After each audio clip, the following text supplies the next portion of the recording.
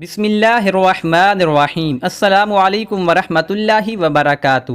حضرت عبداللہ بن عمر رضی اللہ عنہ سے روایت ہے کہ رسول اللہ صلی اللہ علیہ وآلہ وسلم نے فرمایا، کیا میں تمہیں وہ وصیت نہ بتاؤں جو حضرت نوح علیہ السلام نے اپنے بیٹے کو کی تھی؟ صحابہ رضی اللہ عنہ نے عرض کیا، ضرور بتائیے۔ تو آپ صلی اللہ علیہ وآلہ وسلم نے فرمایا، حضرت نوح علیہ السلام نے اپنے بیٹے کو وصیت میں فرمایا، میرے بیٹے، تم کو دو کام کرنے کی وصیت کرتا ہوں اور دو کاموں سے روکتا ہوں۔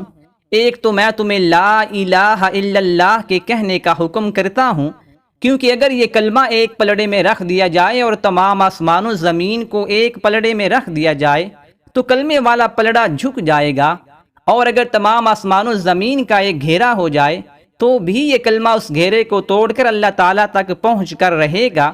دوسری چیز جس کا حکم دیتا ہوں وہ سبحان اللہ العظیم و بحمدہ کا پڑھنا ہے، کیونکہ یہ تمام مخلوق کی عبادت ہے اور اسی کی برکت سے مخلوقات کو روزی دی جاتی ہے۔